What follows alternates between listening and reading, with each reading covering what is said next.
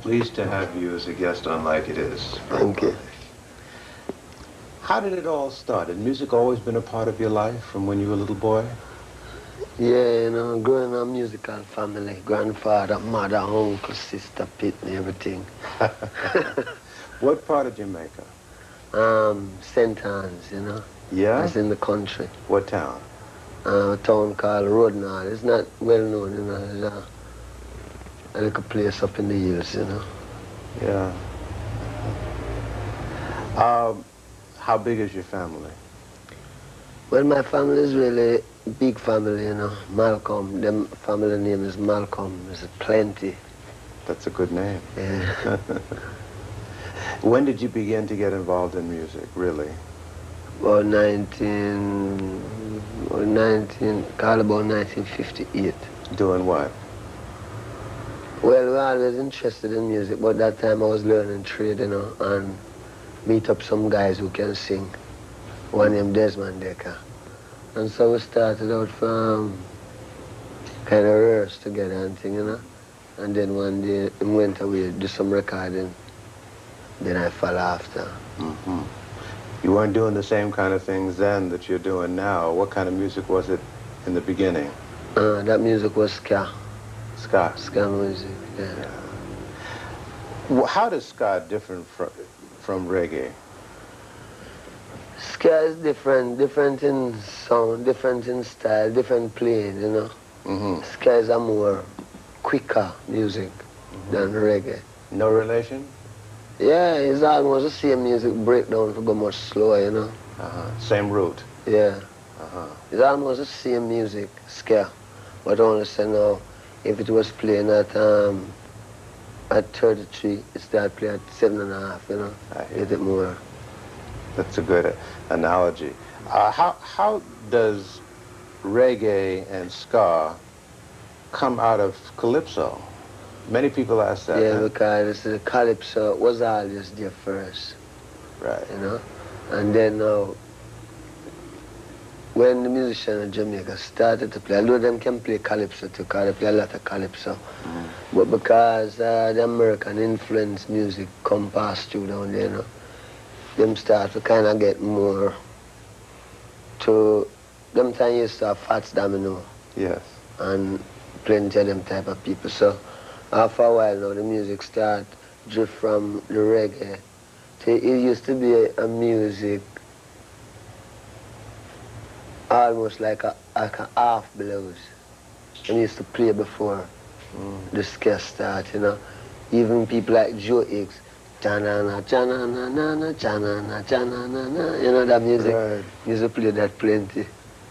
So from there now it developed to people start ching, ching, ching, ching, ching for ska, you know. And then for rocksteady it's like jing, jing, jing. For reggae now it's check, check, check, you know. So you have three different feelings. But the three of them can put together again and make one thing still. Now, calypso music, most of it dealt with family and folk stories and love and beautiful island in the sun, things like that. How did it move into what we're getting in the music now where we have message? Because during that time of this calypso and thing, people never wasn't so conscious about Africa and where them roots come from. Since the reggae come now, people get, I mean, not from a point of music, because music is always conscious. But since the reggae come now, the reggae start talk about Africa, blackness, you know, in a militant way. So that is how it kind of, that is how the lyrics differ from the Oh Island in the Sun. Well, who are some of your influences? Well, I think my biggest influence is Marcus Garvey, Haile Selassie. Sure. From what you heard coming up as a boy about Garvey, or what you've learned now that you're grown, or what? What we hear, what we read, you know, and what we know now about him. Did you learn much about Garvey in school? In Jamaica? No. Yes, them don't teach. It's the education that we don't get in school, you know. We don't get that type of education that when we grow up we can know who we is. We get a more education that we might know who Christopher Columbus is, or who Marco Polo is, you know. But we never really know who Marcus Garvey is, who Haile Selassie is, or who any black man is. Were you born as a Rasta? Or how did that evolve? Well, where I figure now I was born, you know, and when born and growing, there was a certain amount of consciousness in myself that, you know, it was always a lonely world, not finding people who might think like me, you know. Yeah. Not to say that I think so different, but because this consciousness about God and the people I come from is more Christian, you know. We always try to do, like, try to stand up on the right. But we used to find out now that one church quarreling against the next church, and I figure I never want any of that, you know. I never want to really enter into the thing where this one I fight against that one and everybody talking about God still. So after going on and coming up, you know, the thing that was there get more stronger, come to Kingston, meet some more people. Them people is Rasta. You talk to them and find out it's the same thing I have inside. It's the same thing. How old were you when this started to happen? This is about 17, 18, you know. I find out that the same thing where I deal with is the same thing where the Rasta man talk about. So that is how I could identify myself as a Rasta. By not changing, you know. Now, what happened when you went back home and told your family what you had found? Oh, I never have a home to go back to. No? No. Where we from, everybody gone, you know. Everybody gone. Everybody living in America, some living in Kingston, everybody gone. So, never really have a home, not that much, although we used to have a home before grandfather died, you know. But after grandfather died, everything gets crashed. So, you know, so you came to Kingston, and that's where it began to happen. Yeah. Where did you live in Kingston? What part? East. I call it East Kingston. Out near the east. Yeah. And then we go up a place named Oxford Street, you know, down to Spanish Town Road, down to then up to Trenchtown. Yes. So for a long time, things were kind of lean. Well, yes, things was kind of lean as can. It leaves to what is your expectation anyhow, do you know? To me, it was lean, but I could stand it because coming from a country where you learn to do things like you don't learn to depend on family and all of that, you know.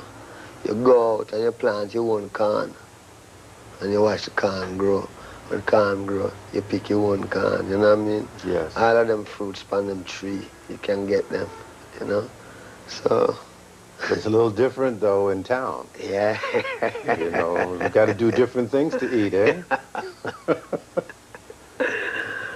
Well, when you're in cities, a whole different ball game, you know? Right. People have to go to work, catch the bus. You know, the country, all day, you go for the donkey, and you ride the donkey to the farm, and you're cool, you know? Right. In the city, people hustle, catch the bus, go to work, get off of work, come back home, you know? So it was a different thing up there. I know a little bit about Jamaica, and I understand in Kingston, Trenchtown is a rough part of town. How did you survive? Well, while living in Trenchtown, you know, as a young man, surviving was easy. The only thing you'd have to really look out for was the police, you know. Because the police could have just get you, frame you, you go to prison, and because you come from Trenchtown, you know, Trenchtown's, from them say, where you from? You say, Trenchtown, you're gone, you know. You get shipped out. You know, a lot of people are confused about what a Rasta really is and have a very negative image of the Rasta. Tell us what a Rasta is. See, Christ promised that he will return within 2,000 years, you know, and him say when him come, he will be the King of Kings, the Lord of Lords, the conquering Lion of Judah, through the lineage of King Solomon and King David. Now, my life have great meaning to me. So I really search to find out if God is here. When I search, I looking at Ethiopia. I look all about, looking at Germany, you know, because I'm not prejudiced. I look for God. I looking at Ethiopia, I say, one man stand up with these names, Emperor Haile Selassie, name King of Kings, Lord of Lords, conquering Lion of Judah, through the lineage of King Solomon and King David, written in the Bible. One of my things is that the Bible, them say that King James edit the Bible. Now, my understanding is that King James edit the Bible, I don't think he will edit it for the benefit of black people. So when the revelation turned out that Haile Selassie is the King of Kings and the Lord of Lords, coming straight through the lineage of King Solomon and King David, then, you know, we really know that this is the Christ return.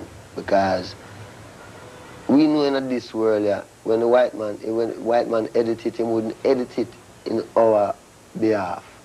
You know, he would have more edited to make it look like England going to be the big thing. But in the last days, they'll prove out that is Ethiopia, Haile Selassie, you know, and Haile Selassie's name is Rasta. So we are called Rastas, you know, called by his name. And then it's a lot of things. We go as far as saying, him say when him return and you call upon him, now this is God, him say when him return and you call upon him, your mother and your father will forsake you. Now, we know that if you call upon the Catholics, them embrace you. You call upon the Church of God, them embrace you. Any religion you call upon, you might get embraced. The only religion them push you off from is Rasta. But that just makes the truth more real, because them say, when you call upon my name, your mother and your father will forsake you. And that is why today you hear Rasta get so much bad name. It's not because Rasta do anything bad, but it's because how the prophecy go with it. When if your mother and your father will forsake you, just imagine people who don't even know you. You know what I mean? Well, in most religions, you go to church on Sunday, and you may go to a Bible class once or twice during the week, and that's it. Yeah. Is it pretty much basically the same in Rasta, or is it more involved? No, what we say no, we say that the man is the church. The Bible is there. But what we find out now is that a lot of people read the Bible, but them don't understand the Bible, because the approach to the Bible is wrong. I mean, there's no way you can read a book. You just take up a book and just read it in the middle and figure you can find out what was happening from the beginning to the middle. The Bible is a whole book with a whole tradition in it. And from them read to Genesis to Revelation, the whole truth of the whole straight road with the overstanding is there. You know? So it's not to say, well then, we just go church and do like the other Christians. We know that the man is a church. You know? Because you see, you just can't overthrow the truth. You know? We, our people, have our roots. When we search for it, we find it in a Rasta. Because we don't see, there's no other way. We don't see no other way.